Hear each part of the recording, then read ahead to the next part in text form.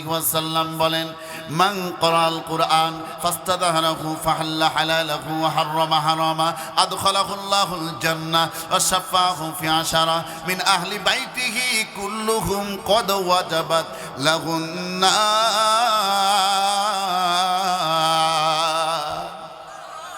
এই হাদিসটা একেবারে সহিহ হাদিস। আমার নবী বলেন, এই কোরআনের পক্ষে যারা থাকবে, এই কোরআনের পক্ষে যারা থাকবে এবং কোরআনের যারা হাফেজ হবে, আল্লাহু আকবার, এই কোরআনের যারা হাফেজ হবে, আল্লাহ পাক রব্বুল আলামিন তাদের ব্যাপারে বলেন তারা হারাম থেকে বেঁচে থাকবে, হালাল পথে থাকবে। আমি আল্লাহ ঘোষণা দিলাম তারা জান্নাতি। মাদ্রাসায় হাফেজ বের হয় না, এ কোরআন পড়ে। কোরআন পড়ে না, না মাদ্রাসাতে কি পড়া হয়? নরমিদন ইল্লান জগ জগ করিশ্রম করিশ্রম ঠকরন জব, এলা বলে। হিন্দুদের কিতাবের মধ্যে এটা আছে তো। তারা সকালবেলা তুলসী পাতা গাছের কাছে যাওয়ার পরে মেলে না, কি দিয়ে? গোবর দিয়ে। গোবর দিয়ে মেলে। সে সময় বলে নরমিদন ইল্লান জগ করিশ্রম করিশ্রম ঠকরন জব। শুনবেন, গীতা থেকে শুনবেন। গীতাও পারি আমি। মহাভারতের মোটামুটি 50% আমার মুখস্থ আছে, আলহামদুলিল্লাহ।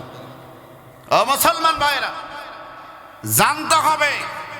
না জানলে আপনি বুঝবেন কেমনে কোনটা ভালো কোনটা মন্দ, ঠিক না বেঠিক?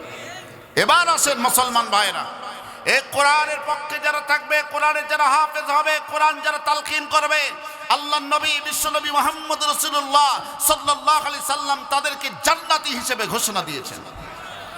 এবার আসেন, আমার নবী বিশ্বনবী বলেন ওয়াশাফাহু ফি আশারা মিন আহলি বাইতিহি কুল্লুহুম কদ ওয়াজাবাত লাহুন নার। যারা হাফেজ হবে, হাফেজের কোরআন যারা হবে, আল্লাহর নবী বিশ্বনবী তাদের ব্যাপারে বলেন তারা তো জান্নাতে যাবে। একাই নয়, সারা হাসরের ময়দানে একজন হাফেজ জান্নাতে যাচ্ছে। আল্লাহ বলবে, কি ব্যাপার হাফেজ, তুমি একাই জান্নাতে যাও? তুমি যার বাড়িতে খাইছো, জাগির খাই না, জাগির বুঝেন। আল্লাহ বলবে তোমার জাগিরদারকে নাও, তোমার জাগিরদারের বউ কষ্ট করে 3 বেলা পাক করছে, তারে নাও। তোমাকে কারা কারা হেল্প করেছে তাদেরকে নাও। এই কোরআনী ইলম পাওয়ার পরে যারা আলেম হবে, আমার নবী বিশ্বনবী মুহাম্মদ রাসূলুল্লাহ সাল্লাল্লাহু আলাইহি ওয়াসাল্লাম বসে আছেন। একজন সাহাবী প্রশ্ন করলেন, ইয়া রাসূলুল্লাহ, ইয়া হাবিবাল্লাহ, একজন হাফেজ তো 10 জনকে জান্নাতে নিয়ে যাবে, একজন আলেম কয়জনকে জান্নাতে নিয়ে যেতে পারবে? আমার নবী বলেন, তোমরা কি বনি বকর বনিগণম, বনি বকর বনিগণমের বকরির পাল দেখো না? কই হ্যাঁ দেখি। কতগুলো বকরির পাল আছে?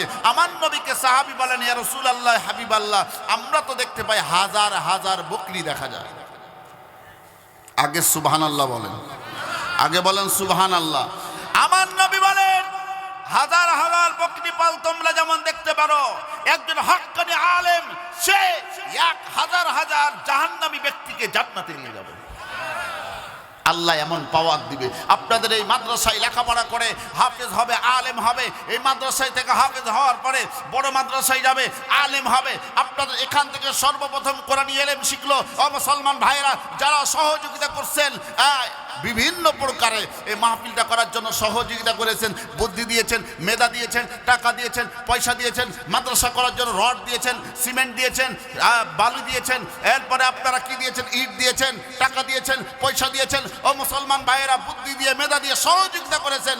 যারা এই কাজগুলো করেছেন, আল্লাহর নবী বিশ্বনবী মুহাম্মদ রাসূলুল্লাহ সাল্লাল্লাহু আলাইহি সাল্লাম বলেন যে ছাত্ররা হাফেজ আলেম হলো, তারাই আপনাদেরকে জান্নাতে নিয়ে যাবে। এটা আমার কথা না, নবীর কথা এবং সহিহ হাদিস দ্বারা প্রমাণিত। এবার আপনারা বুঝে থাকলে বলুন, আল্লাহর নবীর কথা সত্য না মিথ্যা?